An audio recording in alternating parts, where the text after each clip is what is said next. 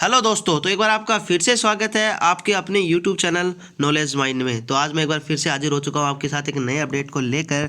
और वो अपडेट है बीएसएफ की जो लेटेस्ट रिक्वायरमेंट आई है ऑफलाइन फॉर्म जो है उसके बारे में मैं आपको डिटेल से सूचना बताऊंगा। तो उससे पहले अगर आपने हमारे चैनल को सब्सक्राइब नहीं किया तो हमारे चैनल को सब्सक्राइब कीजिए और दबाइए बेल आइकन को, ताकि आपको हमारे आने वाली वीडियो का जो नोटिफिकेशन है वो सबसे पहले आप तक पहुँच सके दोस्तों। तो चलिए आगे शुरुआत करते हैं। तो आज मैं जिस वीडियो के बारे में आपको बताने जा रहा हूँ, यानी कि जिस रिलेटेड मैं वीडियो बना रहा हूँ वो है बीएसएफ की रिक्वायरमेंट। यानी कि बीएसएफ की जो अभी रिक्वायरमेंट आई है गवर्नमेंट ऑफ इंडिया की तरफ से, उसके बारे में आपको डिटेल से बताऊंगा। क्योंकि मेरे पास काफ़ी कमेंट आई थी मेरी लास्ट वीडियो में कि सर आप हमें बताइए कि इसके अंदर एजुकेशन क्वालिफिकेशन क्या रहेगी, एज रिलेक्शन क्या रहेगी, कैसे क्या करना रहेगा। तो उस सभी के बारे में मैं आपको आज डिटेल से बताऊंगा। तो चलिए शुरू करते हैं और देखते हैं कि कैसे इसमें क्या क्या इन्होंने मांग रखा है। तो जो बीएसएफ की रिक्वायरमेंट है, जो कि detail notice requirement the post of SI, यानी कि एसआई मास्टर के लिए, एसआई इंजीनियर ड्राइवर के लिए, एसआई वर्कशॉप के लिए, हेड कांस्टेबल मास्टर के लिए, हेड कांस्टेबल इंजीनियर ड्राइवर के लिए, और head constable workshop and city crew in BSF water wing. यानी वाटर विंग के अंदर ये जो रिक्वायरमेंट है इनके लिए उन्होंने क्या क्या रिक्वायरमेंट के अंदर क्या क्या उन्होंने मांगा है या क्या क्या आपके पास होना चाहिए, इसके बारे में जो डिटेल नोटिस है वो मैं आपको समझाता हूँ। तो चलिए इंपॉर्टेंट इंस्ट्रक्शन पढ़ते हैं कैंडिडेट के लिए कि बीएसएफ, पहला जो पॉइंट है वो कहते हैं कि BSF will hold open competitive examination for the requirement of male candidate. यानी कि जो मेल कैंडिडेट के लिए इन्होंने एग्जामिनेशन करवा रहे हैं to the different post of group B and C. यानी कि ये जो पोस्ट है ये आपके लिए ग्रुप बी और ग्रुप सी की रहेगी, यानी कि ये बहुत अच्छी लेवल की पोस्ट रहेगी।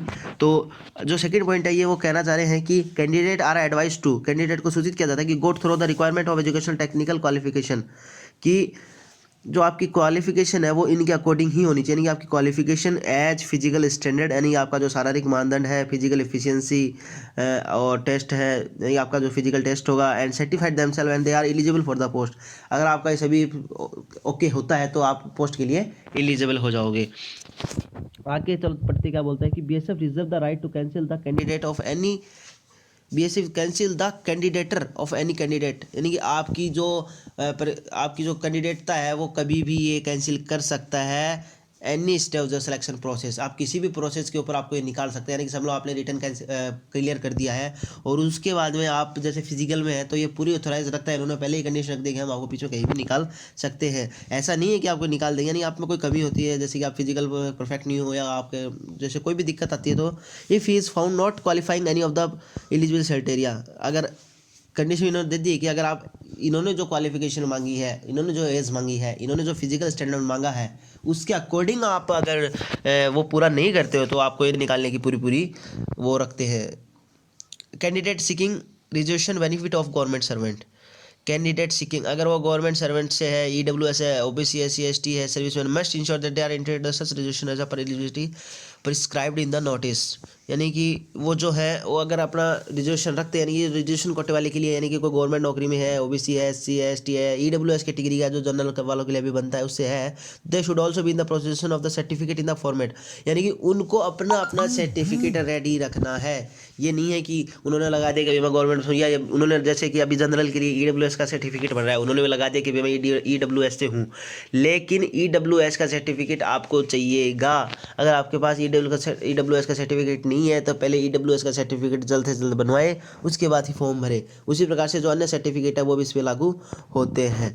तो चलिए आगे का पॉइंट पढ़ते हैं। जो 4 नंबर पॉइंट है बोलता है कि central government employ servant claiming age election should be in the possession of a certificate in the prescribed format from their office in respect of the length of continuous service which should be for not less than 3 year.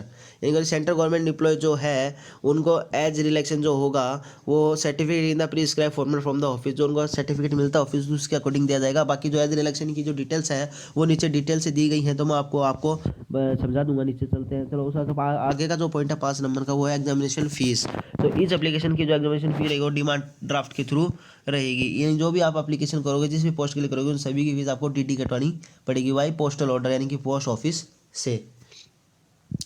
तो चलिए आगे, order of RS 200, यानी कि 200 रुपये का आपका जो post कटेगा SI master, SI workshop SI engine driver and also 100 रुपये का जो कटेगा वो आपका रहेगा हेड कांस्टेबल का, यानी कि SI का जो भी पोस्ट है उसके लिए 200 का DD बनेगा, और जो हेड कांस्टेबल की पोस्टें हैं और सिटी क्रू की जो पोस्टें हैं उनके लिए 100 रुपये का चालान आपका बनेगा।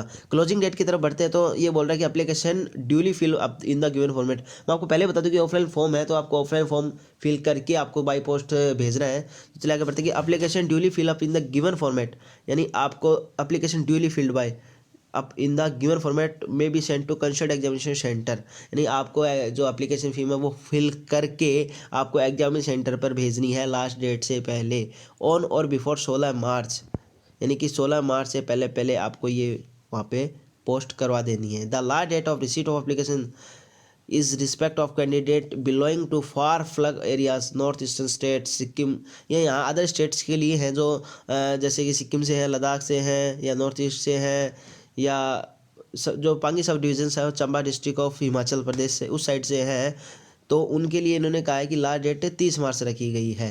यानी कि हमारे लिए जो नॉर्मल स्टेट है इनके लिए 16 मार्च है, और इन्होंने जो स्टेट जो डिस्क्राइब किए हैं उसके लिए वो जो लास्ट डेट रहेगी वो 30 मार्च रहेगी। तो अगले पॉइंट में बढ़ते हैं, application form annexure A and admit card annexure A1 A2 must be fill by the candidate, यानी कि ये जो इन्होंने बोल रखा है कि जो एनक्वेजर साथ में लगे हैं साथ में A1 A2 ये सभी ही कैंडिडेट को अपनी हैंड राइटिंग से भरने हैं। अपनी हैंड राइट का विषय ध्यान रखिए, मोस्टली कैंडिडेट क्या करते हैं कि किसी दूसरे से फॉर्म भरवा लेते हैं, तो आपको ध्यान रखना कि आपको अपनी हैंड राइटिंग में भरना ताकि आप आगे निकाला नहीं जा सके। हो सकता है कि आपको जब हैंड राइटिंग मैच की जाए तो आपको वहाँ से निकाल दिया जाए, तो आपको अपनी हैंड राइटिंग में बढ़ने। तो चलिए आगे के पॉइंट में बढ़ते हैं, ये है कि application which are not prescribe format is not accompanied by the required enclosure or incomplete or defective shall be summarily rejected no representation। और अगर आप ये कहना चाह रहे हैं शॉर्ट में कि अगर आप अपनी एप्लीकेशन में बताए गए इनके अनुसार नहीं भरते हो या गलती करते हो तो वो फॉर्म आपको बिना कुछ बताए रिजेक्ट कर दिया जाएगा। The envelope containing the must be surprise in the bold letter, यानी आपको अपने एनवेलप यानी आप जो लिफाफा भेजोगे जिसमें वो डाल के भेजोगे उसके ऊपर आपको बोल्ड यानी कि मोटे मोटे अक्षरों में आपका एड्रेस वगैरह जो भी डिटेल आप भरोगे वो मोटे मोटे अक्षरों में भरोगे। इन्होंने कह रहा है कि इसमें लिखना है कि एप्लीकेशन फॉर द, आपको ये जो इन्होंने लिख रखा है ना ये लिखा होना चाहिए कि application for the post of, आपको जिस पोस्ट के लिए भरना है जैसे SI एंड एग्जामिनेशन, हाँ आपको ये पूरा भरना है। यानी कि आप जब वो जो लेटर भेजोगे, आप लेटर का नाम आ गया, जो आप अपना एप्लीकेशन फॉर्म भेजोगे जिस एनवलप में आप जिस लिफाफे में डाल के आप उसको भेजोगे उसके ऊपर आपको मोटे मोटे अक्षरों में क्या लिखना है कि application for the post of, ये इन्होंने जो ये हाईलाइट कर डार्क लिख रखा है कि application for the post of, मैं आपको हाईलाइट करके दिखाता हूँ कि application for the post of, तो ये नहीं हो रहा है, चलो ठीक है वैसे बताता हूँ कि application for the post of SI master, SI engine driver, SI workshop, head constable master, head constable engine driver, head constable workshop and city crew in base of water wing examination 2020, यानी कि जो 2020 ये पूरा ऐसा आपको लिख के भेजना है। आगे के पॉइंट में बढ़ते हैं, candidate serving in the government public sector, वो ही आ गया गवर्नमेंट सेक्टर में जो काम करते हैं, नो ऑब्जेक्शन, उनको अपने गवर्नमेंट जो अपने डिपार्टमेंट, जैसे आप गवर्नमेंट जॉब कर रहे हो तो आपको आपके डिपार्टमेंट से एक नो ऑब्जेक्शन सर्टिफिकेट मिलता है कि ये अगर ये कहीं भी जॉब करता है हमें कोई आपत्ति नहीं है, वो आपको बनवाना पड़ेगा। आगे का पॉइंट बढ़ते हैं, candidate are not required to submit any original certificate in support to their claims, आपको ध्यान रखना है कि BSF आपसे ओरिजिनल डॉक्यूमेंट नहीं मंगवा रही है, आपको जो भी जितने भी आपके डॉक्यूमेंट है उनकी फोटोकॉपी निकाल के साथ में लगा के उनको अटेस्टेड वगैरह करवा के, सेल्फ अटेस्टेड भी आप कर सकते हो, वो भेज रहा है ना कि आपको ओरिजिनल डॉक्यूमेंट वहाँ पे भेजने हैं। आगे का पॉइंट है कि an eligible candidate who apply in response to the advertisement before the closing date will be assigned registration roll number if they fulfill the term and condition as given in the advertisement। अच्छा ये कह रहे हैं कि अगर आप अपना form सही समय पे भेज देते हो भर के, अगर आपकी डिटेल सारी सही है, आप पूरे क्राइटेरिया को क्लियर करते हो तो आपका रोल नंबर जारी हो जाएगा, आपका रजिस्ट्रेशन नंबर जारी हो जाएगा और आपको एक एडमिट कार्ड है वो बाई डाक आपको भेज दिया जाएगा और आपको रिटर्न एग्जामिनेशन की जो सूचना है वो आपको दी जाएगी और उसके प्रोसेस में आप शामिल हो जाओगे। अगला जो पॉइंट है, an employee serving in the same rank and pay grade will not be entitled to apply for said post, an employee serving in the same rank and pay grade will not be entitled to apply for said post, यानी कि आप अगर इसी post पर already हैं, an employee serving in the same rank, आप same rank पे अगर पोस्ट कर रहे हो और pay grade will not B इंटाइल्ड, आपकी पे ग्रेड नहीं बढ़ेगी, वो रहेगी। अगला पॉइंट जो candidate belonging to the physical handicapped category are not eligible to apply for the examination, candidate belonging to the physical handicapped, अगर आप फिजिकल हैंडीकैप्ड है तो यहाँ पर आपको कोई वो रिजर्वेशन नहीं मिलेगा, आप वो फॉर्म ना भरें क्योंकि आप उसके लिए एलिजिबल नहीं हो। कोई भी फिजिकल हैंडीकैप्ड आपके हैं तो आप उसको इस फार्म को नहीं भर सकते। अगला पॉइंट है कि the requirement will be done on all India basis. ये जो वैकेंसी है ये फुल इंडिया है, यानी कि ऑल इंडिया बेसिस है। यहाँ नहीं, ये नहीं स्टेट बेसिस नहीं है, ये सेंटर की भर्ती है। आप ऑल इंडिया में कोई भी कहीं का भी हो, आप इस फॉर्म को आप भर सकते हो। Candidate are inform that the written examination will be follow by the documentation physical standard. Candidate are inform, the candidate को सूचित किया जाता है कि आपकी जो लिखित परीक्षा है वो आपके document, physical standard and physical efficient trade test और मेडिकल एग्जामिनेशन के बेस उसके होने के बाद में, फाइनल करने के बाद में की जाएगी। मेरिट फाइनल मेरिट लिस्ट जो as per the advertisement vacancies will be prepared in the respect of candidate who have qualify all the stage fail. यानी आपको जो फाइनल मेरिट लिस्ट है वो आपको इन सारे प्रोसेस को क्लियर करने के बाद में दे दी जाएगी। जो फाइनल मेरिट में जो पूरे एग्जाम क्लियर कर लेता है, जो पूरे स्टेप क्लियर कर लेता है, वो फाइनल लिस्ट में आ जाएगा। Failure in any stage will lead to disqualification and candidate will not be allowed to appear in the next stage. अगर आप किसी भी स्टेज पर फेल होते हो तो नेक्स्ट स्टेज में जाने की आपको परमिशन नहीं है, यानी अगर आप कहीं भी रह जाते हो तो अगला स्टेप आपको नहीं मिलेगा। अगला पॉइंट चलिए पढ़ते हैं कि द अपॉइंटमेंट एक पॉइंट छोड़ दिया मैंने। The requirement board shall not be liable for any claim arresting out of any injuring. अच्छा, एक बात मैं आपको और बता दूं, भर्ती के दौरान अगर आपको कोई चोट लगती है या कोई भी आप इंजर्ड होते हो तो उसके लिए इन्होंने पहले ही टर्म एंड कंडीशन रखती है कि ये जिम्मेदार नहीं होंगे, आप खुद की रिस्पॉन्सिबिलिटी आपकी होगी। द अगले पॉइंट है the appointment will be subject to the condition that the candidate are medically as well the physical fit. यानी कि ये साफ साफ बोलना चाह रहे हैं दोस्तों गुप्त बातों में कि अगर आप सिलेक्शन हो जाते हो तो फिर आप फिजिकली और मेडिकली फिट होनी चाहिए। ये नहीं है कि आप उस टाइम पे फिट ना हो, यानी कि आपको पूरा अपना ध्यान रखना है। उस टाइम पे आप ज्वाइनिंग की टाइम पे, जिस टाइम पे आपकी ज्वाइनिंग आएगा, अपॉइंटमेंट आएगा, उस टाइम पे आप एकदम फिजिकली फिट होने चाहिए। तो अपना पूरा ध्यान रखें। कई क्या होते हैं कि जैसे कि फाइनल मेरिट लिस्ट में नाम आ जाता है तो वो बस मस्ती करने लग जाते हैं, उनको कोई चोट वगैरह लग जाती है तो वहाँ पे आप अनफिट हो जाओगे, ये ध्यान रखने वाली बात है। Correspondence will only be made on the present address of the candidate in his application form. BSF will not be responsible for any postal delay or wrong delivery. Address ये कहना चाह रहे हैं कि आप जो पोस्टल एड्रेस डालो, यानी कि आपको जहाँ भेजना है वो एड्रेस में दिया गया आपको नीचे मिलेगा, वो एड्रेस एकदम ओके होना चाहिए। अगर पोस्ट इनके पास अगर वो फॉर्म नहीं पहुँचता है या डिलीवरी गलत होती है तो उसके लिए भी जिम्मेदार नहीं होंगे। इसलिए आप एकदम एड्रेस कंफर्म करके सही से आराम से डालें। मोबाइल कैलकुलेटर वो जो नॉर्मल प्रोसेस होती है एग्जाम में कि मोबाइल वगैरह अलाउड नहीं होगा, कैलकुलेटर सिंपल सा फॉर्मेलिटी है। The selected candidate are liable to posted anywhere in the country as per the transfer policy of the force. यानी कि जो सिलेक्टेड कैंडिडेट है liable to be posted anywhere, ये कहीं भी आपको पोस्टेड कर सकते हैं country as by the transfer policy of the forces. यानी अपने जो फोर्स है उसके नियम के अकॉर्डिंग आपको कहीं भी पोस्टिंग आपको दे सकते हैं। ये नहीं है कि मैं यहाँ पोस्टिंग नहीं लूँगा, आपको कहीं भी ये आपको पोस्ट कर सकते हैं। These post are for vast BSF water wing, ये BSF वाटर विंग की वैकेंसीज है। सेलेक्टेड इंडिविजुअल विल बी, जो भी कैंडिडेट सेलेक्ट होता है, requirement of operator and maintain repair different type of boats water craft in international border of India required to operate. यानी आपको क्या काम दिया जाएगा, विल बी आपका काम क्या होगा, ऑपरेट करना, मेंटेन करना, रिपेयर करना, किसको, बोट्स एंड वाटर क्राफ्ट को। यानी BSF की जो बोट्स है या वाटर क्राफ्ट है उनको आपको मेंटेन करने का या रिपेयर करने का या ऑपरेट करने की आपको ट्रेनिंग दी जाएगी, वो काम आपका रहेगा। Selected candidate will be government selected candidate will be government by BSF act and rules government. यानी कि जो सेलेक्टेड कैंडिडेट है वो BSF एक्ट के रूल के तहत सरकारी जॉब के हकदार होंगे, यानी आपकी सरकारी जॉब वो मानी जाएगी, आप स्थायी होंगे। On appointment they shall be entitled pension benefit as per the new restructured defined contributory pension scheme. यानी आपको पेंशन वगैरह की जो नई स्कीम है वो आप पे लागू होगी, जो कि 1 जनवरी 2004 के बाद आई है। पेंशन स्कीम के बारे में मैं आपको बताऊंगा कि जो स्कीम एक नई अभी 1 जनवरी 2004 के बाद में जो भी गवर्नमेंट जॉब लगती है उसमें आपकी पेंशन स्कीम चेंज हो गई है, तो उसके अकॉर्डिंग आपको पेंशन मिलेगी। तो चलिए आगे बढ़ते हैं, इसके बारे में देख लेते हैं कि कितनी पोस्ट है, कितनी आपको सैलरी मिलेगी और क्या आपकी क्वालिफिकेशन रहेगी। तो जो SI मास्टर की पोस्ट है वो अनरिजर्व की 4 है, यानी कि जनरल की 4 है। EWS कैटेगरी से है उनको भी एक पोस्ट का रिजर्वेशन दिया गया है, टोटल 5 पोस्ट है। आपकी जो ग्रेड पे रहेगा वो रहेगा 35,400 से लेकर 1,12,400 तक। एज जो होनी चाहिए आपकी बिटवीन 22 to 28, यानी कि कैंडिडेट एक्चुअली मैं राजस्थान से हूँ तो मैं थोड़ी मारवाड़ी बोलूँगा, तो अगर आपको कोई दिक्कत आती हो तो आप प्लीज़ मेरे को कमेंट में बताइए।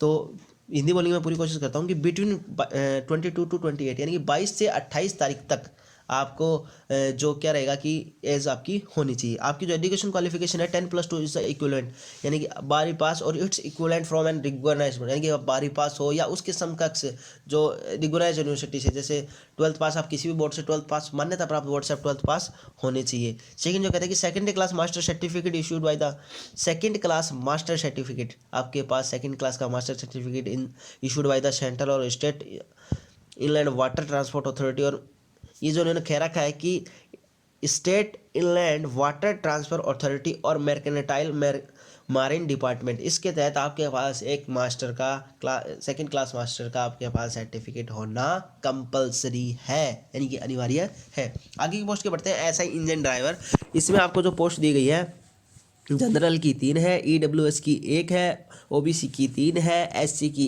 1 है, एसटी की भी 1 है, टोटल 9 पोस्ट है। लेवल इसका जो पे लेवल रहेगा वो सभी में 6 पे ग्रेड लेवल रहेगा। इसमें जो आपकी सैलरी रहेगी, यानी कि जो ग्रेड पे रहेगा वो आपका 35,400 से लेकर सेम रहेगा 1,12,400 तक।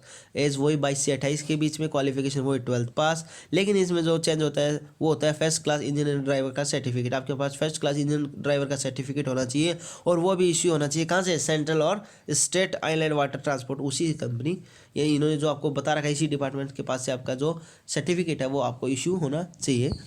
एसआई का जो वर्कशॉप है उसके लिए एसआई वर्कशॉप जो है उसके लिए जनरल की 1 है, ओबीसी की भी 1 है, एससी की भी 1 है, टोटल 3 पोस्ट है। जो पे लेवल रहेगा वो सेम रहेगा, एज रहेगी वो थोड़ी सी चेंज हो जाती है आपकी 20 से लेकर 25, यानी 20 साल से कम नहीं होनी चाहिए और 25 से ज़्यादा नहीं होनी चाहिए। अच्छा, मैं आपको बता देता हूँ जो एज इन्होंने दे रहा है कि जैसे 22 to 28, 20 to 25, इसका मतलब है कि पहली जो डेट है उससे कम नहीं होनी चाहिए, लास्ट वाली डेट है उससे अधिक नहीं होनी चाहिए, ठीक है। बाकी जो है वो मिल ही जाएगा। नीचे है बैचलर डिग्री। अच्छा, आगे चलते हैं। ऐसे वर्कशॉप के लिए इन्होंने कह रखा है कि 12th पास नहीं चलेगा, यहाँ पे चाहिए आपको bachelor degree and graduation complete होनी चाहिए फ्रॉम ए रेगुलर यूनिवर्सिटी, यानी कि किसी भी मान्यता प्राप्त विश्वविद्यालय से। और जो आपका रहेगा 3 ईयर डिप्लोमा इन मैकेनिकल, आपको मैकेनिकल का 3 ईयर का आपका डिप्लोमा होना चाहिए, वो भी एक रिकॉग्नाइज यूनिवर्सिटी से या जो इसका ऑथोराइज बोर्ड होता है उससे इशू होना चाहिए। Head constable master, HC master का जो है उसमें अंदर आपको 20 पोस्टों मिलती है, अनरिजर्व में 5 मिलती है आपको, ईडब्ल्यूएस में, ओबीसी में आपको मिलती है 19, और बाकी जो एससी में 5 है ही, एसटी में 7 है, टोटल 56 पोस्ट मिलती है। ग्रेड पे जो आपका रहेगा वो थोड़ा चेंज हो जाता है, वो रहेगा इसमें सैलरी आपकी थोड़ी सी कम हो जाती है, इसमें रहेगा आपका 25,500 से लेकर 81,100 तक। एज जो रहेगी वो 20 से 25 रहेगी। आपको मैट्रिकुलेशन यानी 10th पास आप चलोगे, और आपके पास एक से रैंक का सर्टिफिकेट होना चाहिए। इसमें अगर आपको किसी भी प्रकार की कोई समस्या आती है इस जो वीडियो में मैं बना रहा हूँ, तो आप मेरे को बीच में कमेंट करके पूछ लेना कि सर ये चीज़ मेरे को समझ में नहीं आई, या आप ये डिटेल से समझाओ, तो मैं एक वीडियो और बना दूंगा उससे रिलेटेड। और साथ ही मैं आपको बता दूं कि हमारे चैनल को आप सब्सक्राइब कर लीजिए अगर आपने अभी तक सब्सक्राइब नहीं किया है, और कीप टीच, यानी कि हमारे साथ टच में आप रहिए, ताकि आपको किसी भी समस्या का सामना करना ना पड़े। आप कमेंट कीजिए, हम आपकी समस्या का समाधान करेंगे। तो चलिए आगे बढ़ते हैं इसी वे में, और देखते हैं कि हेड कांस्टेबल इंजन ड्राइवर के लिए भी इन्होंने 24 पोस्ट अनरिजर्व में है, 5 पोस्ट ईडब्ल्यूएस में, 22 ओबीसी में, 10 एससी में, 7 एसटी में, टोटल 68 पोस्ट है। पे लेवल वही रहेगा जो एससी मास्टर का रहेगा, 25,500 से 8100 तक, बिटवीन 20 to 25 एज रहेगी, 10th पास रहेगा, और posting second class engine driver का आपके पास सर्टिफिकेट होना चाहिए। ऐसी वर्कशॉप के लिए इन्होंने पोस्ट डिस्क्राइब कर दी है। अब वर्कशॉप में आपको अलग अलग चाहिए, जैसे मैकेनिकल है, इलेक्ट्रिशियन है, एसी टेक्नीशियन है, इलेक्ट्रॉनिक्स है, मैकेनिक्स है, कारपेंटर है, प्लम्बर है, टोटल तो वो हो ही गया, सॉरी। तो जो मैकेनिक है उसमें 2 ओबीसी, 2 अनरिजर्व की, 2 ईडब्ल्यूएस की, 1 ओबीसी की, 2 एसटी की, टोटल 7 रहेगी। इलेक्ट्रिशियन में आपके केवल 2 जनरल की मिली है, और एसी टेक्नीशियन में भी 1 है केवल जनरल की, और 1 है ओबीसी की। इलेक्ट्रॉनिक्स में 1 जनरल की है, मैकेनिक में 1 एसटी की है, कारपेंटर में 1 एसटी की है। यानी कि ये कह रखा है कि अगर आप एसटी में हो तो आपकी 1 पोस्ट है, बाकी किसी में मैकेनिक की नहीं है। कारपेंटर की है तो वो 1 है, वो भी एसटी में, बाकियों में नहीं है, तो बाकी कास्ट की चाहे नहीं भरे। प्लम्बर की है जो है वो जनरल में 2 है, बाकियों में नहीं है, तो प्लम्बर की चाहे न भरे। तो इन्होंने ये डिस्क्राइब कर दिया है कि किसको भरना है किसको नहीं भरना है, तो कहाँ कहाँ पे आपकी पोस्ट है। टोटल पोस्ट जो है इन्होंने दे दी कि 16 पोस्ट है, कैसे कैसे वो भी इन्होंने बता दी है। लेवल जो पे लेवल रहेगा आपको सेम रहेगा जो हेड कांस्टेबल का है, बिटवीन वो 20 से 25 एज रहेगी, 12th पास होनी चाहिए, इंडस्ट्रियल ट्रेनिंग से सर्टिफिकेट आपको मिला हुआ होना चाहिए, इसमें इन्होंने दे रखा है। आगे चलिए देखते हैं सिटी क्रू। जो सिटी क्रू है उसके अंदर आपको अनरिजर्व में 65, यानी कि जनरल यूआर जिसे जनरल भी बोलते हैं, तो सिटी क्रू की जो पोस्ट है वो 65 है जनरल के लिए, 17 है आपके ओबीसी के लिए, 31 है 17 जो है वो आपके ईडब्ल्यूएस कैटेगरी के लिए, 31 जो है वो आपके ओबीसी वालों के लिए, 24 है वो एससी वालों के लिए, 23 है वो है एससी एसटी वालों के लिए। टोटल 160 पोस्ट इन्होंने दिया है। इसका जो पे लेवल है वो थोड़ा और कम हो जाता है, हेड कांस्टेबल और जो एसआई है उससे भी कम हो जाता है। इसका जो पे लेवल रहेगा 21,700 से लेकर 69,100 तक आपका रहेगा। एज वही 20 से 25 रहेगी। 12th पास रहेगा। 1 ईयर का आपके पास एक्सपीरियंस का सर्टिफिकेट होना चाहिए। ऑपरेशन ऑफ बोट, आपको बोट वगैरह का ऑपरेट करना आना चाहिए। शुड नो स्विमिंग, आपको तैरना आना चाहिए without any assistant and will submit undertaking certificate as per the education. आपको तैरना आना चाहिए, बोट का रख रखाव आना चाहिए, ये सर्टिफिकेट आपके पास होना चाहिए। अगर आपको नहीं आता तैरना तो आप अभी से ये लेना चालू कर दो ताकि आपको किसी प्रकार की दिक्कत का सामना ना करना पड़े दोस्तों। तो ये थोड़ा सा कुछ एरर आ गया है बीच के अंदर, देखता हूँ क्या एरर है। तो चलिए अपन अपनी जगह फिर से चलते हैं। ये जो इन्होंने पोस्ट सारी मैंने आपको डिस्क्राइब कर दी है। इन्होंने ये नोट कर रखे हैं कि जैसे पहला नोट इन्होंने रखा है कि vacancy are subject to change में इंक्रीज और डिक्रीज। इनके पास पूरे ये अधिकार है, वो और वैकेंसियों की तरह फॉर्मेलिटी करेंगे। इनके पास पूरा अधिकार है, कभी भी वैकेंसी को चेंज कर सकते हैं या बदल सकते हैं। उन्होंने बोल दिया कि बी से रिजर्व द राइट हैंड, हाँ वो अधिकार रखते हैं। अगला जो पॉइंट है वो 10% vacancy are reserve for ex serviceman. आपको बता दूं कि इसमें 10% कोटा एक्स सर्विसमैन का भी रहेगा। Candidate of reserve category will be considered against the unreserved vacancy if no vacancy is reserved in their category in a particular post and they are otherwise eligible for it। आपको ये ध्यान रखने वाली बात है कि आप जिस पोस्ट के लिए अप्लाई कर रहे हो कृपया उसे चेक कर लें कि वो आपके OBC SC ST EWS unreserve में वो अवेलेबल है या नहीं। अगर वो नहीं है तो आप ना करें, क्योंकि अगर वहाँ पे पोस्ट नहीं है तो आपको कुछ नहीं मिलेगा। चलिए आगे बढ़ते हैं। तो दोस्तों जो चौथा पॉइंट इन्होंने दिया है वो है candidate who have not acquired the educational technical qualification experience for the apply post on 16 March 2020 in closing date application will not be eligible. अगर आप किसी भी प्रकार से इनकी रिक्वायरमेंट को पूरा नहीं करते हो इस डेट से पहले 16 मार्च 2020 से पहले, तो आप एलिजिबल इस पोस्ट के लिए या किसी भी इस रिक्वायरमेंट के लिए आप नहीं होगे। अगला जो चौथा जो इन्होंने नोटिस दिया हुआ है, any amendment will only be publish on BSF website, candidate in their आउन इंटरेस्ट आर रिक्वेस्टेड और रेगुलरली लॉग ऑन। यानी कि किसी भी प्रकार का कोई अपडेट आता है तो बीएसएफ की वेबसाइट पर दिया जाएगा, तो आपको वहाँ तक एक्टिव रहना, वहाँ पे आपको एक्टिव रहना, यानी कि आप उनकी वेबसाइट पर टच पे रहिए, आपको देखते रहना पड़ेगा। अगला जो तीसरा नंबर का पॉइंट है age determination and relaxation. Age relaxation के बारे में है। ये जो शुरू में जो पॉइंट है कि the circle date of determining the age limit will be closing date for the receipt of, ये वही है कि टी दिन की जो last date in which will be 30 day from the last date of publication for the in the paper. यानी इन्होंने जो 30 दिन की जो लास्ट डेट दी है उससे पहले आपका जो एज क्राइटेरिया मांग रखा है वो कंप्लीट आपका हो जाना चाहिए। तो चलिए बी पॉइंट में इन्होंने बोला है candidate should not the only the date of birth are required in the matriculation certificate और equivalent certificate on the date of submission of application. आपको अपने एज का प्रूफ भी साथ में लगाना है। हो सकता है कई बोर्डों में क्या होता है कि 10th में अपने जैसे राजस्थान बोर्ड में क्या होता है कि 10th में आती है डेट ऑफ बर्थ, कई बोर्ड में नहीं भी आती है, तो आपको डेट ऑफ बर्थ का प्रूफ साथ में अगर नहीं है तो लगाना है। आगे चलिए जो एज रिलेक्शन में है, इन्होंने कैसे कैसे आपको एज रिलेक्शन मिलेगा वो दे रखा है कि एससी एसटी कैंडिडेट के लिए 5 साल का है ही जो हर बार होता है, ओबीसी के लिए भी वही 3 साल का है, एक्स सर्विसमैन के लिए भी 3 साल का है, और जो एक्स सर्विसमैन एक्स सर्विसमैन में भी इन्होंने 3 कैटेगरी बांट दी कि जो एक्स सर्विसमैन जनरल से है उसके लिए 3 साल का, जो ओबीसी से है उसके लिए 6 साल का, और जो एक्स सर्विसमैन एससी एसटी से उसके लिए 8 साल का एज रिलेक्शन इन्होंने दिया है। जो सेंट्रल गवर्नमेंट के एम्प्लॉय हैं उनके लिए 5 साल का, जो सेंट्रल गवर्नमेंट इन्होंने इनमें भी 3 बांट दिए हैं। जैसे जो सेंट्रल गवर्नमेंट के एम्प्लॉय हैं, जैसे जनरल में अगर एम्प्लॉय है तो 5 ईयर, अगर सेंट्रल गवर्नमेंट का ओबीसी एम्प्लॉय है तो 8 साल की छूट है, अगर सेंट्रल गवर्नमेंट का एससी एसटी है तो उसको 10 साल की छूट है। आगे चलिए children and department family of those killed in the इन्होंने एक और डिस्क्राइब किया है कि children and department family of those killed in the communal riots of the year 1984 and Gujarat riots of. यानी ये जो घटनाएं हुई थी इसके अंदर अगर किसी के भी कोई परिवार के सदस्य मारे गए हैं उनके पास अगर कोई ऐसा सर्टिफिकेट है तो उनको भी 5 साल की छूट दी जाएगी। इसी में इन्होंने बांट दिए हैं कि अगर वो जनरल से बिलोंग करते हैं तो उनको 5 साल की दी जाएगी, ओबीसी से करते हैं तो 8 साल की, अगर एससी एसटी से करते हैं तो उनको 10 साल की छूट दी जाएगी। नीचे जो इन्होंने वो कह दिया कि आपको अपनी क्रीमी लेयर का स्टेटस वो आपको उसमें डालना है। जो भी फॉर्म में इन्होंने डिटेल पूछी डिटेल डालनी है। आपको अपनी जात कास्ट का सर्टिफिकेट लगाना है। अगर आप ओबीसी से बिलोंग करते हो तो ओबीसी का लगाना है, एससी का करते हो तो एससी से, एसटी का करते हो एसटी से, और जनरल का है तो आपको लगाने की जरूरत पड़ेगी नहीं, ऑटोमेटिक आप जनरल से अनरिजर्व से कैटेगरी से हो जाओगे। तो चलिए आगे इन्होंने नोटिस दे रखे, पहला नोटिस इन्होंने दे रखा है कि candidate are want they are will be permanently debate from the examination conduct by the BSF in the case they fraudly. अगर आप किसी भी प्रकार का फ्रॉड करते हैं, आप जैसे जनरल में हो आपने एससी एसटी में दिखा दिया फीस को बचाव के लिए, तो उस केस में आपको एग्ज़ाम नहीं देना दिया जाएगा, वहाँ से आपको निकाल दिया जाएगा। तो जैसे आप हो, जैसे आपके पास का स्टेटस है, जैसे आपके पास जो भी आपकी डिटेल वो आप एकदम ओके, एकदम प्योर आप इनको दें। लेकिन सेकंड जो पॉइंट वो निकल के आता है वो है candidate should not that the date of birth are recorded in the matriculation. वही पॉइंट निकल के आएगा कि अगर आपके पास आपकी जो मेट्रिकुलेशन का सर्टिफिकेट उसमें डेट ऑफ बर्थ नहीं है तो कोई ऐसा प्रूफ आप उसमें लगाएं जिसमें आपकी डेट ऑफ बर्थ पूरी है। तो चलिए चौथा जो पॉइंट है वो है definitions condition for ex-serviceman. Ex-serviceman की जो कंडीशन है वो देखो, कैंडिडेट वो बताने की जरूरत नहीं है, वो नॉर्मल से कैंडिडेट हैं जो इनके एक्सर्विसमैन का जो कोटा होता है उसमें इनको छूट मिलेगी। इनका अलग अलग डिपार्टमेंट है, अलग अलग जो प्रोसेस है वो है। अगर आपको इसके बारे में डिटेल से जानना है एक्सर्विसमैन के बारे में तो प्लीज़ कमेंट करिए, मैं आपको एक्सर्विसमैन की एक अलग से वीडियो बना के डिटेल से आपको समझा दूंगा। अगले चीज़ definition condition for the economical weaker section, EWS category की जो बात आती है ये मैं आपको जरूर बताऊंगा क्योंकि एक नई कैटेगरी निकल गई ईडब्ल्यूएस कैटेगरी की, जो according the department of personnel training DOPT and office memorandum number 36039/1/2019 estimated date 31/1/2019 the person belonging to. अरे यार ये तो वही आ गया कि जो ईडब्ल्यूएस से बिलोंग करते हैं, जो जनरल में होते हुए जनरल में है लेकिन ईडब्ल्यूएस कैटेगरी में आते हैं, ठीक है, उनको 10% का रिजर्वेशन इन्होंने दिया है।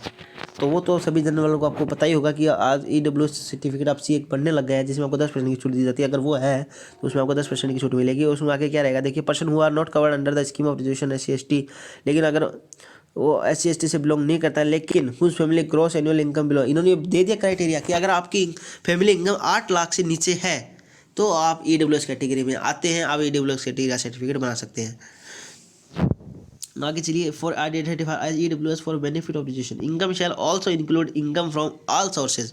ये ध्यान रखिएगा कि आप अगर जैसे क्या होता है, ये है तो एक थोड़ी सी छोटी चीज़ लेकिन फिर मैं आपको बता देता हूँ कि आपकी जो ये नहीं है कि आप इनकम की गणना एक जगह से करो कि यार मेरी तो सैलरी, आपकी पूरी फैमिली की इनकम दी जाएगी। आपकी सैलरी आ रही तो पूरी परिवार की सैलरी, आपकी खेती से आ रही तो पूरी परिवार की खेती, बिजनेस कर रहा है तो कौन कौन कर रहा है, प्रोफेशन है कोई ट्यूशन करा रहा है, पूरी सैलरी पूरा आपका जो घर खर्च जो भी रुपये आ रहे हैं उसको जोड़ने के बाद में अगर आप 8 लाख से कम हैं तो आप ईडब्ल्यूएस कैटेगरी में आते हैं। सेकंड जो है कि also person whose family owner of possess any of the following assets shall be excluded from being EWS.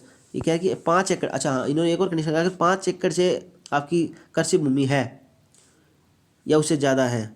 Also, अच्छा एक मिनट मैं आपको दोबारा पॉइंट पढ़ा दूँ, also person who family on or process any of following assets shall be excluded from the being identity in perspective of the family income.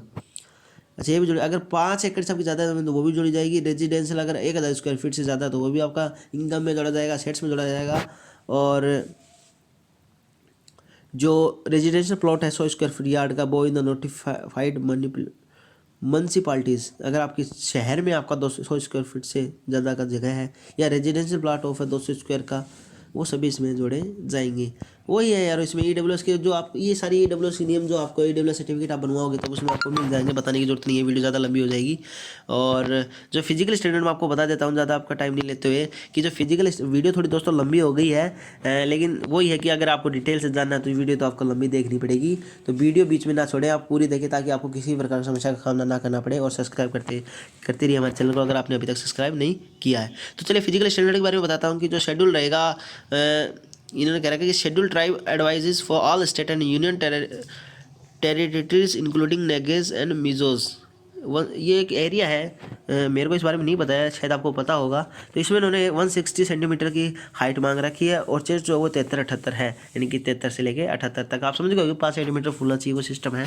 और जो अगला निकल के आता है पर्सन बिलोंगिंग टू, अच्छा जो हिल एरिया है, कुमोन है, हिमाचल प्रदेश है, सिक्किम है, लद्दाख है, या state of Kerala, Karnataka, Tamil Nadu, Maharashtra, union territory of Pondicherry है, लक्षद्वीप है, दामन दीव है, अंडमान निकोबार है, इस साइड से भी है तो उनको 162.5 सेंटीमीटर की हाइट होनी चाहिए, 75 से 80 उनका चेस्ट वाला सिस्टम होना चाहिए। Person belonging to the other state, जो अदर स्टेट से उनके लिए 165 है और 75-80 चेस्ट रहेगा। नहीं, अपने लिए जो रहेगा वो क्या रहेगा 165 हाइट रहेगी और 75 से 80 जो रहेगा वो रहेगा चेस्ट। अगला पॉइंट बढ़ते हैं कि इन्होंने वो नोटिस दे रखा है कि जो एज इलेक्शन आपको मिलेगा वो ऊपर जो इनका इनक्लोजर है उसके अकॉर्डिंग मिलेगा, आपको आपका सर्टिफिकेट वगैरह लगाना पड़ेगा। सिलेक्शन प्रोसेस जो रहेगा आपका रहेगा 2 फेज में। फर्स्ट फेज में आपका क्या आएगा रिटन एग्जामिनेशन, सेकंड फेज में आपका क्या आएगा, सेकंड फेज में आपका क्या पॉइंट आएंगे document verification, physical measurement, physical efficiency test, trade test और मेडिकल एग्जामिनेशन।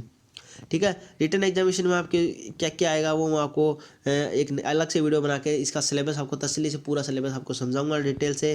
तो इसमें हम इस वीडियो में सिलेबस के लिए मैंने नहीं बनाया, लेकिन फिर भी मोटा मोटी आपको बता देता हूँ कि इसमें आपका जो SI का रहेगा उसमें आपको आएगी GK awareness, reasoning ability, numerical ability और ट्रेड अवेयरनेस। लेकिन जो हेड कांस्टेबल है उसके अंदर आपको आएगा जीके, रीजनिंग और न्यूमेरिकल एबिलिटी, इतनी ही आएंगे। इनको डिटेल से मैं आपको समझा दूंगा आगे, यानी कि कितने क्वेश्चन आएंगे वो भी इन्होंने यहाँ पे दे रखे हैं। बाकी मैं आपको आगे एक अलग से वीडियो में डिटेल से आपको समझा दूंगा। अच्छा, क्वालिफाइंग मार्क ये है मिनिमम पासिंग मार्क। देखो अगर आप जनरल OBC EWS से हैं तो आपको 35% तो मार्क मिनिमम होने चाहिए, तब आपकी गणना मेरिट लिस्ट में की जाएगी। अगर 35% से आपके कम है तो आप तो पैसे ही आउट हो जाओगे। तो मिनिमम पासिंग मार्क्स जो उसमें 35% रहेंगे और SC ST में 33% रहेंगे। आगे जो इन्होंने रिलेक्शन और कैटेगरी है वो नॉर्मल जो फॉर्मेलिटी नोटिस है दे रखा है कि return will be conduct OMR based पे ऑफलाइन ये टेस्ट होगा। ऑफलाइन फॉर्म में तो ऑफलाइन ही टेस्ट होना था, अगर ऑनलाइन फॉर्म होता तो सोचते भी कि ऑनलाइन टेस्ट हो सकता है। आगे की जो है सेकंड फेज में आपका जो the candidate declare path return examination will appear in the second phase. आपका जो डॉक्यूमेंट वेरिफिकेशन होगा, जो आगे की जो प्रोसेस होगी वो कहाँ होगा दे रखा है कि जो SI और हेड कांस्टेबल है ना वर्कशॉप से रिलेटेड उनका होगा माधपुर धुबरी, ये इन्होंने जगह दे रखी है, वो आपका आ जाएगा, ये तो बात की बात है। और जो स्टेज ऑफ सेकंड फेज है डॉक्यूमेंट वेरिफिकेशन है, फिर फिजिकल स्टैंडर्ड है, फिजिकल इफिशिएंसी टेस्ट है। फिजिकल इफिशिएंसी में आपको 1 मील की रेस लगेगी 8 मिनट में, हाई जंप लगेगा 3 फीट 6 इंच का, 3 अटेम्प्ट आपको उसमें दिए जाएंगे। लॉन्ग जंप रहेगा आपका 11 फीट का, जिसमें भी आपको तीन मौके दिए जाएंगे। आगे जो आपका ट्रेड टेस्ट होगा, सॉरी दोस्तों मैं PDF में ऊपर आ गया हूँ, दोबारा से नीचे चलता हूँ। कहाँ पहुँच गए थे अपन ट्रेड टेस्ट में। अच्छा, तो आपका एक ट्रेड टेस्ट होगा, फिर आपका मेडिकल होगा। मेडिकल में आपकी आई साइट देखनी, आप यहाँ पे जो उन्होंने आई साइट का मेजरमेंट दे रखा है कि 6/6 6/9 जो भी इन्होंने मेजरमेंट दे रखा है आप एक बार चेक करवा लें। इस क्राइटेरिया के अकॉर्डिंग आपकी आँखें होनी चाहिए, नहीं तो आपको बाद में परेशानी का सामना करना पड़ेगा। आगे चलिए सबमिशन ऑफ द एप्लीकेशन। आपको जो एप्लीकेशन सबमिट करनी है वो आपको कहाँ कहाँ करनी है, कैसे करनी है वो देखो मैं आपको बता देता हूँ कि application duly fill up the given format along with the enclosure duly completed in all respect may be send to any one of the centre by due date. 16 March से पहले आपको इन किसी भी सेंटर पर आपको एप्लीकेशन भेजनी है। इन्होंने दे रखे हैं, सेंटर का नाम दे रखा है कोलकाता, गुवाहाटी, जालंधर, बेंगलोर, कड़मतला, गांधीनगर, अगरतला और दिल्ली। टोटल आपको 8 सेंटर दिए गए हैं। 8 सेंटर आप कहीं भी भेजना चाहते हो, to whom application be send.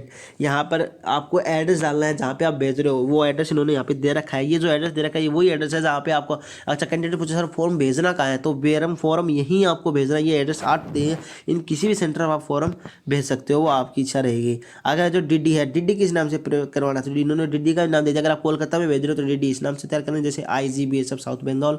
अगर गुवाहाटी भेज रहे हो तो IGBSF गुवाहाटी। अगर जालंधर भेज रहे हो तो IGBSF पंजाब। इस हिसाब से इन्होंने डिटेल से आपको दे रखा है, तो आप यहाँ पे पढ़ सकते हो। अगर आपको यहाँ पे किसी प्रकार की दिक्कत आती है तो आप कमेंट करके मेरे को पूछ सकते हो। इसमें आगे इन्होंने दे रखा है कि DD BD should be payable at bank.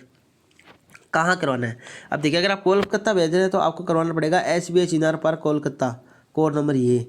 इनमें पूरी डिटेल उन्होंने आपको दे रखी है कि आपको इसका आपको स्क्रीनशॉट लेना है DD बनाते वक्त, तो आपसे सारी डिटेल पूछेंगे कि आपको कहाँ किस के लिए बनवानी है। तो आपको यहाँ दे देना है कि prepaid for the favour of, किस फेवर में आपको बनानी है, तो फेवर का नाम इन्होंने दे दिया है। और किस पेबल, कहाँ पे पेबल करना है, तो वो भी इन्होंने ऑप्शन यहाँ पे दे रखे हैं कि इसके लिए आपको पेबल यहाँ पे आपको बनवानी है। आगे चलिए द लास्ट डेट मैंने आपको बताई दी थी कि वो 16 मार्च रहेगी, और कुछ स्पेशल एरियाज हैं जिनके लिए 30 मार्च तक इन्होंने दी गई, वो मैंने आपको ऊपर बता दिया था। एग्जामिनेशन फ़ी मैंने आपको बता दी थी। कंडीशन जो सर्विस की है वो इन्होंने यहाँ पे दे रखी है। BSF का जो डिसीजन फाइनल है, BSF डिसीजन फाइनल, अच्छा BSF का जो डिसीजन है वो फाइनल रहेगा, वो तो रहेगा क्योंकि वैकेंसी इनकी है। वो जो आपका जो एलिजिबिलिटी सर्टिफिकेट है जैसे मैंने आपको बताया था, वो मेजरमेंट करने के बाद में ही आपको पता चलेगा कि इन्होंने आपको क्या डिसाइड किया है। वो जो फाइनल मेरिट निकलेगी उसमें आपको बता दिया जाएगा। Court suggestions any dispute in regard to the requirement will be subject to the court having जज over the city town in which the concern. अच्छा ये तो अलग मैटर है। अगर किसी भी प्रकार का कोर्ट का डिसीजन होता है वो based in the city town where the candidate has submitted his application. अगर वो तो कोई कोर्ट केस की बात, अगर आप कोई ऑब्जेक्शन डालते हो तो वो अलग मैटर हो जाएगा। Preparation of merit and resolution of the tie cases, ये तो cases preparation of the merit and resolution of the tie cases in case where more than one candidate has square equal mark in written examination। The tie case will be resolve at the under. अच्छा हाँ, ये होते हैं पहले, अगर किसी दो, समझ लो आप किसी दो कैंडिडेट हैं और वो सेम नंबर पर है, जैसे 36 नंबर है, सॉरी जैसे 76 नंबर ही आपके हैं, 76 ही उसी के हैं, तो उसका मेजरमेंट कैसे किया जाएगा, आपकी वहाँ पे मेरिट लिस्ट छटेगी date of birth with older candidate placed higher, ठीक है। जो कम उम्र का है उसको लेने का चांस ज़्यादा रहेगा विथ हायर। जैसे आपकी उम्र 25 है, उसकी 22 है, तो फर्स्ट चांस उसका बनेगा अगर 76 नंबर वो भी लेके आया है तो। Alphabetical order in which the first name of the candidate appear. Alphabetical order को भी ये काम में ले सकते, दोनों मेथड काम में ले सकते हैं उस टाइम पे, तो आपको घबराने की जरूरत नहीं कि मेरे भी इतने आए थे उसके भी इतने आए थे उसको क्यों ले लिया। ये दोनों मेजरमेंट इन्होंने यहाँ पे दे दिए हैं। जनरल इंस्ट्रक्शन फॉर कैंडिडेट, जो नॉर्मल जो इंस्ट्रक्शन है कि application which are format as the, अच्छा ये तो वही है कि उसी फॉर्मेट में भरी हुई चीज़ जो फॉर्मेट इन्होंने नीचे दे रखा है। The candidate apply the for the objection should ensure the fully fill in the eligibility condition of the admission to the examination. The candidate applying for the examination should ensure that they fully fill। अच्छा ये वही point हो गया कि आप पूरे criteria, ये ऊपर वाली बात आ गई यार कि पूरे क्राइटेरिया आप करते होने चाहिए, वो टर्म एंड कंडीशन है, ये फॉर्मेलिटी चाहिए कि रिटर्न एग्जामिनेशन के लिए आप पूरे वेरिफिकेशन आपका होना चाहिए, मेडिकल फिट होने चाहिए, क्वालिफिकेशन पूरी होनी चाहिए, सर्टिफिकेट होना चाहिए, स्विमिंग आनी चाहिए, वो सारा सिस्टम है वो मैंने आपको ऊपर बता दिया था। तो वीडियो को ना बढ़ाते हुए अपन आगे बढ़ते हैं, और कोई इंपॉर्टेंट पॉइंट अगर इसमें है तो चेक करते हैं। चलते हैं checklist. Application form and admit card as per prescribe format duly filled and assigned by the candidate requirement. अच्छा आपको ये ध्यान रखना है कि चलो वो तो आपको आगे बता दूंगा फॉर्म आपको कैसे भरना है। Their last individual passport size photograph, आपको पासपोर्ट साइज जो फोटोग्राफ है ना वो आपको एकदम लेटेस्ट आपको खिंचवानी है। Each application should be accommodated by a demand of, आपको मैंने ऊपर बता दिया था कि अगर ऐसा इससे रिलेटेड पोस्ट है तो 200 की है उससे, और अगर हेड कांस्टेबल से रिलेटेड है तो उनके लिए 100 रुपये की है, सिटी गुरु की भी 100 रुपये की है। आपको साथ में क्या क्या डॉक्यूमेंट लगाने हैं, कॉपी ऑफ 10वीं की मार्कशीट की कॉपी आपको लगाना है, प्रूफ ऑफ एजुकेशन क्वालिफिकेशन की कॉपी आपको लगाना है, डेट ऑफ बर्थ का प्रूफ आपको लगाना है, टेक्निकल क्वालिफिकेशन की कॉपी आपको लगाना है, प्रूफ ऑफ टेक्निकल क्वालिफिकेशन, तो जो भी आपने सर्टिफिकेट बना रखे हैं उसकी कॉपी आपको साथ में अटैच करनी है। कॉपी ऑफ कास्ट सर्टिफिकेट, जाति का, अच्छा हाँ कास्ट का भी लगाना, अगर आप SC तो SC का, OBC तो OBC का, जनरल से तो लगाने की जरूरत है ही नहीं आपको।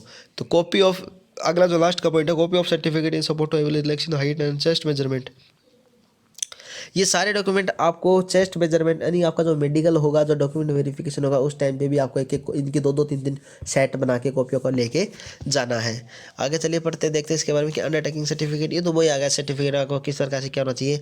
आगे चलते हैं, कोई और इंपॉर्टेंट आती है, all photocopy certificate should be, अच्छा इन्होंने देखो हाईलाइट कर रखा है कि all photocopies of certified should be self attested, यानी कि आपको जितनी भी आप सेट लेके जाओगे, कॉपी करवा के लेके जाओगे ओरिजिनल डॉक्यूमेंट, आप सेल्फ अटेस्टेड आपका साइन उस पर होना चाहिए। यहाँ पे इन्होंने ये फॉर्म दे दिया है, पूरा फॉर्म यहाँ पे इन्होंने दे रखा है, यहाँ से आप फॉर्म को डाउनलोड कर सकते हैं, PDF में आपको डिस्क्रिप्शन में लिंक मिल जाएगा। और ये जो फॉर्म आपको भरना है ये मैं आपको अगली वीडियो में एकदम डिटेल से, अगर आपको पूछना है कि फॉर्म कैसे भरा जाए तो आप कमेंट ज़्यादा से ज़्यादा कमेंट कीजिए।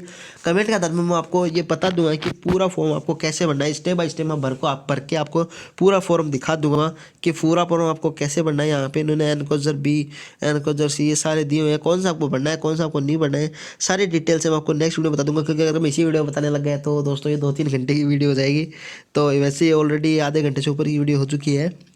तो ये जो है मैं आपको डिटेल से बता दूंगा। और इसमें इन्होंने वही एनकजर वगैरह दे रखे हैं, सारी वही फॉर्मेलिटी है। सिलेबस है वो आपको मैंने कहा था कि एक नई वीडियो अलग से बनाऊंगा सिलेबस के लिए, क्योंकि सिलेबस भी काफ़ी लंबा है, तरीके से मैं आपको पूरा सिलेबस समझा दूंगा।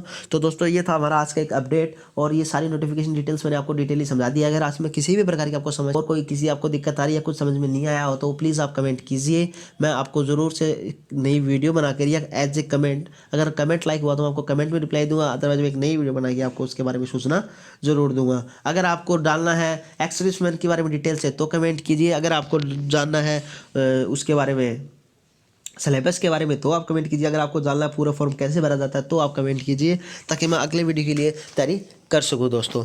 तो चलिए आप हमारे साथ टच में रहिए और सब्सक्राइब कीजिए और बेल आइकन दबाइए और बने रहिए हमारे साथ एक नई वीडियो के लिए, नए अपडेट के साथ। तो मैं एक बार फिर से हाजिर हो जाऊँगा नए अपडेट के साथ। धन्यवाद दोस्तों।